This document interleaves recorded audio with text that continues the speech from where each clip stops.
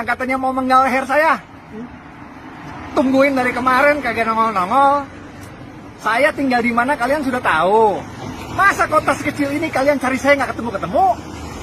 Jangan-jangan nyarinya cuma di medsos doang. Ayolah, Koy, ditunggu. Kaal, Taal. Penggal. Tunggu ya. Jadi jangan ngomong lagi terorisme itu tidak punya agama. Terorisme punya agama. Dan agamanya Islam.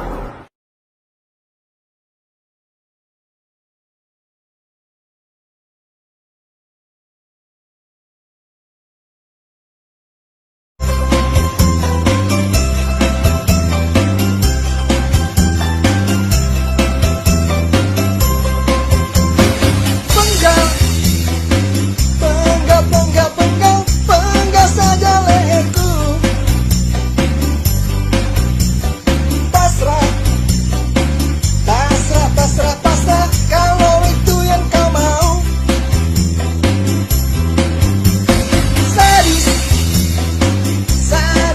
Sadis, kok kamu kayak ISIS.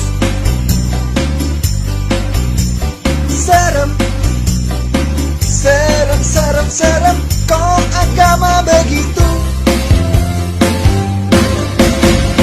Kalau ditangkap pak polisi, mewek lagi teriak kriminalisasi.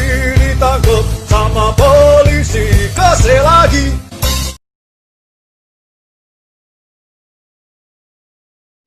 Gak percaya datang kebun binatang tuh, absen satu-satu. Monyet pakein pakaian. Pertama kali dia gak akan enak, nolak dia. Gajah, ayo cariin sarung, tutupin, Anda diambil sama belalai. Gak percaya, tes aja. Singa, kasih daster, hakan tuh. Paham ya? Nah, jadi kalau mau berlomba buka-buka, gak usah jadi jagoan, binatang lebih hebat. Sudah, tempatkan sesuatu pada tempatnya. Dunia pun tempatkan pada tempatnya. Jangan dunia kemudian dibawa ke arah yang sifatnya sebetulnya sifat akhirat. Dibawa ke dunia yang gak akan nyambung. Sama dengan sifat dunia, mau dibawa ke akhirat, gak akan kesampaian. Sifat akhirat abadi, mau ditempatkan di dunia, gak akan nyambung. Karena Anda akan meninggalkannya. Maka tidak ada yang abadi. Maka yang pertama, banyak orang terjebak pada permainan. Ini dia. Hidupnya cuma main aja. Sampai turun hadis qudsi. Qala Rasulullah sallallahu alaihi wasallam haddatsana qala Allah azza wa jalla ibadi. Kata Rasulullah, Allah Subhanahu wa taala menyampaikan, ibadi, duhai hamba-hambaku, khalaqtuka lil ibadati fala tal'ab. Aku ciptakan kamu itu buat ibadah, jangan banyak mainnya. Sebab ibadah itu buat bekal kamu pulang. Pulang ke akhirat alamnya beda, sifatnya lain, maka nggak bisa dipakai bekal dunia. Karena alamnya lain. Anda saja di dunia punya sifat yang berbeda. Tempat satu dengan yang lainnya tidak sama. Apa Anda pikir di Indonesia mau ke Amerika bisa sama keadaannya? Tidak.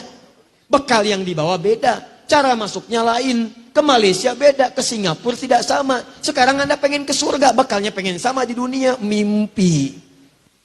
Bangun dari mimpi. Lihat keadaan. Anda mesti berubah. Kata Allah, saya ciptakan kamu buat ibadah. Kalau kamu terjebak pada permainan dunia, khalaqtuka lil ibadati fala tal'ab. Kalau banyak mainnya, aku khawatir saat pulang nanti ke akhirat kamu nggak bahagia.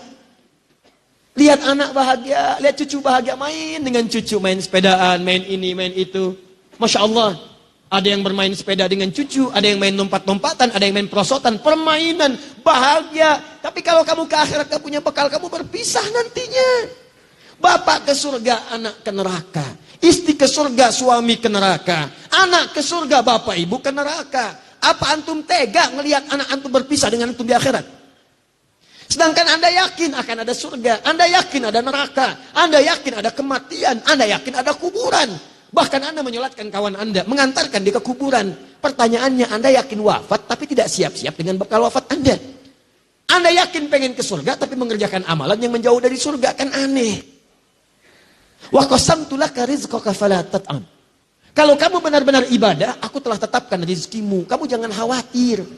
Rizki kamu itu telah tetap, surga kamu yang belum teratur. Hadis qudsi. Rizki kamu tetap sebelum kamu wafat, aku berikan. Tidak ada orang wafat yang tidak mendapatkan rizkinya. Semua diberikan. Jangan takut, kata Allah. engkau kerjakan ibadah karena aku jadikan kecil dunia, tundukkan untukmu, mudah. Tapi kalau engkau berpaling padaku bermain-main dengan dunia, maka aku akan jadikan engkau tertunduk mencari dunia. Capek tuh. 24 jam capek, cuma putar-putar, berangkat kerja, berangkat gelap, pulang gelap, cuma tidur, balik lagi, nulis ini, capek sendiri. Begitu dapat sakit, sholat gak sempet, tahajud gak bisa, baca Quran gak ada. Aku tundukkan engkau capek dalam urusan dunia, dan engkau tidak akan mendapatkan dari rezeki itu, tidak akan mendapatkan apapun dari rezeki itu, kecuali sesuai dengan apa yang telah aku tetapkan. Jadi kalau saya tetapkan untukmu 1 miliar, kamu mau merangkak pun, Anda mau terus habiskan waktu untuk dunia, dapatnya cuma segini juga, nggak akan nambah, kata Allah. Nih, cukup sudah bermain. Apalagi kalau mengerjakan perbuatan yang tidak ada maknanya. Bolak-balik, lontang-lantung, tiap malam cuma pergi sini, pergi sana, lihat ini, lihat itu. Nggak ada pekerjaan yang dikerjakan, ukuran dunia pun tidak dianggap benar. Maka itu yang disebut dengan lahwun namanya. Wa minan nasi may yashri lahwal hadits liyudilla an sabilillah. Awas, innamal hayatud dunya. Awas, i'lamu annamal hayatud dunya la'ibun wa lahwun. Sesuatu yang tidak ada manfaatnya. Awas, hati-hati, maaf. Lahwun itu yang tidak ada manfaat, gak ada isinya. Ngobrol sana sini gak ada isinya. Cerita-cerita gak ada isinya. Daripada lisan dipakai cerita gak ada isinya, kenapa gak bisa dipakai baca Quran? Kenapa gak dipakai zikir? Apa Anda sibuk membuat tertawa orang lain sehingga satu saat Anda ditertawakan? Ayo silahkan sibuk bikin tertawa orang.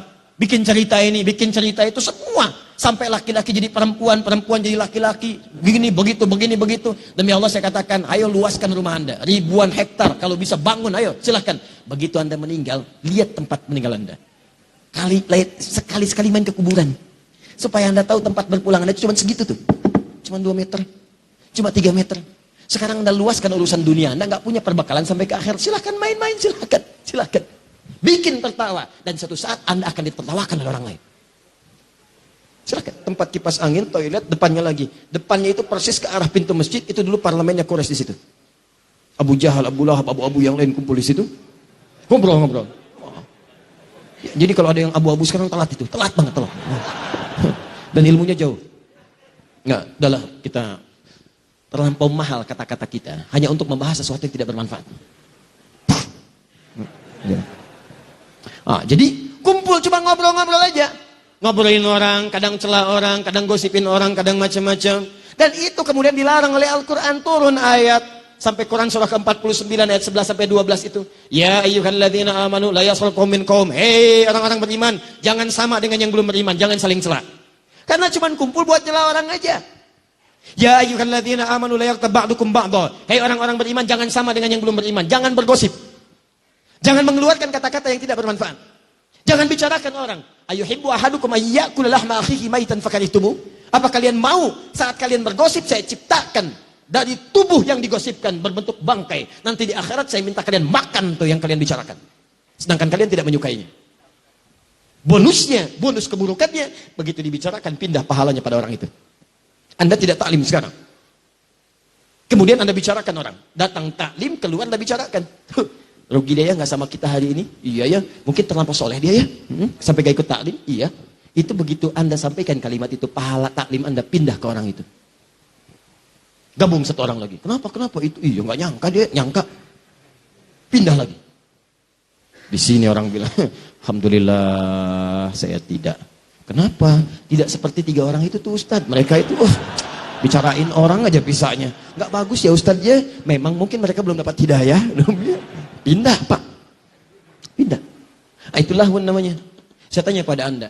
Ada sekarang orang cuma kumpul-kumpul buat ngobrol yang tidak bermanfaat. Ada sampai dibikin acara. Tuh lihat di TV itu. Yang paling dahsyat itu kok bisa ada orang mau dibuka kehidupannya. Datang ke kamarnya, dibuka ini tempat tidurnya macam-macam. Wah, perampok tuh senang banget. Dibuka semuanya. Bangun jam sekian, baru bangun tidur udah kelihatan wajahnya. Apa Anda nggak punya privasi dalam kehidupan? Apa mau dibicarakan orang semuka bumi? Begitu tampil kan Anda kelihatan orang semua. Apa tidak mau Anda menjaga privasi Anda? Apa senang dibicarakan baru bangun tidur kelihatan? Ternyata ganteng-ganteng belekan ya. Ternyata tempat tidurnya pink ya. Dan seterusnya. Nih, lahun. Sekarang bertransformasi jadi acara yang seakan-akan dinikmati. Dan perhatikan ratingnya tuh tinggi. Ratingnya tinggi, berarti ada orang-orang yang salah orientasi dalam kehidupan dunianya. Dia hanya peduli dengan sesuatu yang seakan-akan nikmat, padahal sifatnya fata morgana. Ini berbahaya. Bahaya. Coba lihat tuh, yang kayak gitu tuh masuknya di prime time. Begitu ceramah, jam 3 malam. Siapa yang lihat? Kuntilanak. Ada perempuan baju putih naik delman sado kalau di Bandung. Pak, pada kemana? Cikaso. Diantarin tuh sampai di rawa-rawa dulu turun. Begitu turun ngasih 20.000, pergi orangnya udah jauh sekali berubah jadi daun kering. Wah, dasar kuntilanak katanya. Balik lagi orangnya kuntilanaknya daripada emang tukang sado. Udah, 3. Udah. Nah, lama-lama nanti jadi salah lahun tuh, ya. Nah, ini teman-teman yang tidak bermanfaat. Ayo, mulai sekarang coba. Maksud saya begini, acara-acara tuh yang nggak betul-betul, yang sifatnya nggak ada manfaatnya, list, coret, coret. Tayangan TV masuk kategori ini, coret. Radio masuk kategori ini, coret. Ini masuk kategori ini, coret. Kenapa? Ketika Anda menikmati itu, Anda punya 2 kerugian. 1, waktu Anda habis tidak sempat dipakai ibadah. Yang kedua, nggak sadar Anda ngumpulin dosa. Dan dosa itu kalau sudah terjadi, dia akan narik pahala. Karena rumusnya begini, ada pahala, ada dosa. Begitu dapat pahala, langsung menutupi dosa.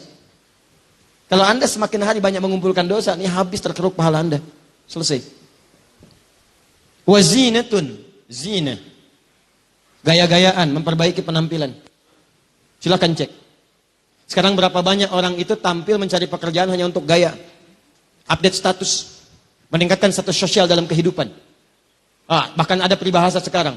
Handsome itu tidak penting, yang penting handphone. Status naik. Lain sekarang orang penghormatan ditentukan oleh status. Bukan nilai-nilai kebaikan yang positif. Dulu tuh kebaikan positif itu yang menentukan, sekarang agak beda. Statusnya kalau makin kaya, makin dihormati. Makin populer, makin dihormati. Makin nyeleneh, kadang-kadang juga makin dihormati. Maka kadang-kadang yang paling berbahaya, ada orang mempertahankan statusnya demi gayanya. Maka yang seperti itu akan menjadikan kehidupannya sulit.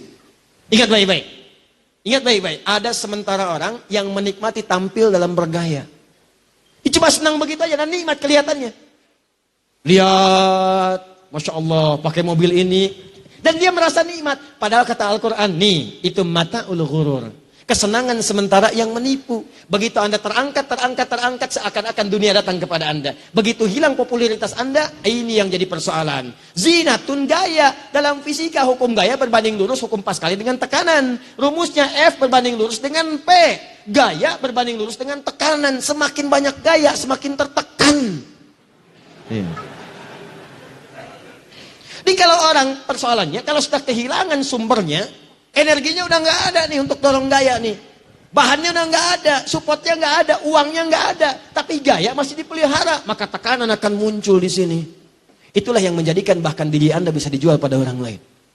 Dan seterusnya. Dan yang seperti itu kita doakan. Bawa lagi kepada kebaikan, bukan diolok-olok. Ini ada orang sedang merasakan susah. Dia langsung ditampakkan supaya berubah. Allah tampakkan itu karena Allah sayang kamu berubah. Jangan sampai kamu meninggal dalam keadaan demikian, kamu tobat. Anda malah membantu dia untuk merenungkan dan mendalami apa yang dia rasakan, sehingga seakan-akan dia merasakan gak ada guna dalam kehidupan. Itu angkat, bukan didorong dengan hal keburukan. Ada yang bikin parodi, ada yang bikin jualan roti 80 juta. Apa yang mau dapat? Untuk apa? Gak ada manfaatnya. Bangun malam, sujud, pohonkan, ya Allah, jadikan si fulan mendapatkan hidayah. Ya Allah, berikan ketenangan dan berikan dia untuk berpikir supaya dia bertobat. Bantu begitu. Dan Allah a'lam, mungkin dia akan jadi perempuan paling utama di hadapan Allah ketika bertobat. Bukankah ada seorang perempuan dihinakan pada waktu dulu, gara-gara kemudian beri minum anjing, dia kemudian dia bertobat dan surga baginya? Ingat ya, baca hadisnya mesti utuh. Jangan separuh-separuh. Kalau separuh-separuh Anda bermasalah. Perempuan ngasih anjing air minum, yang anjing yang haus diberi minum, bisa masuk surga. Wah, kalau cara bacanya begitu. Banyak pertemuan perempuan bertebaran malam-malam hari. Apa pekerjaan kamu begini? Apa nggak takut dengan Allah? Gampang, besok cari anjing kasih minum. Hadis itu harus dibaca dengan baik. Begitu datang dia dibuka slopnya, cari dia. Ada yang mengatakan bawa sebagian dari buah-buahan dia potong itu, sebatang batok kelapa. Ada yang mengatakan dari slopnya. Ambil air, diberi minumlah air yang anjing yang kehausan. Dengan perasaan tulusnya sekali. Begitu melihat anjing jalan dia berpikir, anjing aja yang hina mendapatkan air, dia bisa tumbuh segar kembali. Kenapa saya yang bukan binatang tidak berubah? Saya harus berubah. Saya harus semangat lagi. Maka dia bertobat di hadapan Allah. Tobatnya itu yang menggugurkan dosa-dosa dia. Pemberian minum kepada anjing dengan ikhlas menjadikan amalan baru dia. Itulah yang mengantarkan dia ke surga. Maka bantu dia untuk tobat, bantu. Doakan, dorong, sujud, minta kepada Allah. Begitu tobat, Masya Allah, berubah. Mungkin dia mulia di hadapan Allah. Boleh jadi di pasangan Anda, mungkin.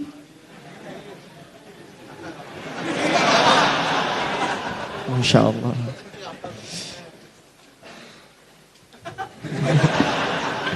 Nah ini nih. Ada manusia yang senang tampil gaya dalam kehidupan. Gaya. Jadi ustadz gaya. Jelas ya? 4. Gak cepat nih. Jadi kalau cuma gaya-gayaan, Anda tertipu. Anda tertipu. Karena itu cuma sementara. Wa tafakhurun bainakum. Tafakhurun. Saling berbangga-bangga. Tuh. Kumpul-kumpul buat bangga-banggaan aja. Update status untuk menaikkan status sosial supaya dianggap fakhr. Naik. Jadi hebat. Kuliah untuk apa? Lulus supaya dikenal. Saya IPK-nya paling bagus. Kerja untuk apa? Supaya naik status. Terangkat. Maaf. Dipandang hebat oleh orang. Pandang sukses oleh orang. Saya mau tanya pada Anda duhai Anda yang bekerja. Maaf ya, sampai dengan sekarang. Anda bekerja itu demi memenuhi perintah Allah. Maksudnya Anda bekerja karena Allah atau karena ingin mengangkat dan merubah status kehidupan Anda? Tolong renungkan sampai sekarang. Kalau pekerjaan Anda hanya sekedar untuk mengangkat dan merubah status Anda dan Anda tidak pernah terpikir mendapatkan ridha Allah, maka Anda sedang tertipu dengan urusan dunia. Ingat baik-baik itu. Dan semua nilai pekerjaan Anda tidak akan bernilai di hadapan Allah Subhanahu wa taala. Padahal yang paling hebat seorang lelaki ketika dia mencari nafkah dan diniatkan karena Allah, demi Allah saya katakan, mulai setiap langkah pertamanya itu sudah dihitung sebagai pahala oleh Allah Subhanahu wa taala. Sudah ada pahalanya. Ibu juga demikian. Dan dua ayat itu digabungkan di surah yang sama, di ayat yang sama. Bahkan turunannya disebutkan, bahkan imannya dibawa. Dasarnya Quran surah keempat ayat 34, detilnya Quran surah kedua ayat 168, pembawaan iman dan pahalanya Quran surah kedua ayat 172, peningkatan takwanya di Quran surah ketujuh ayat 96. Itu janji Allah. Kalau Anda benar mengerjakan itu, bukan cuma dicatat sebagai pahala. Kata Allah, jangankan kamu keluar menginjakan kaki, sebelum berangkat saya datangkan rezeki ke tempatmu. Tuh, kurang apa lagi? Kelima. Watakathurun fil amwali wal aulad. Ini yang paling banyak nomor 5 ini. Kehidupan di bumi itu merasa seakan jadi bahagia, di dunia itu terasa sekarang menggembirakan, yarhamukallah, menyenangkan. Kalau apa? Kalau harta itu bisa bertambah. Keturunan itu bisa bertambah. Harta dan keturunan. Lomba nih. Harusnya lombanya urusan akhirat, nih lombanya memperbanyak harta urusan dunia. Takatsur. Memperbanyak. Fil amwal, harta. Silahkan cek ya. Maaf sekali, yang ini lebih banyak sekarang nih. Hampir semua profesi. Silahkan cek. Yang kerja ngumpulin harta. Bahkan yang paling bahaya, ketika seseorang mendakwahkan urusan dunia, tujuannya untuk urusan akhirat, tujuannya untuk dunia, ini yang paling bahaya. Ketika ustadz pun sudah ikutan pada yang seperti ini yang paling berbahaya. Ustadz ceramah hanya sekedar mengumpulkan amplop saja.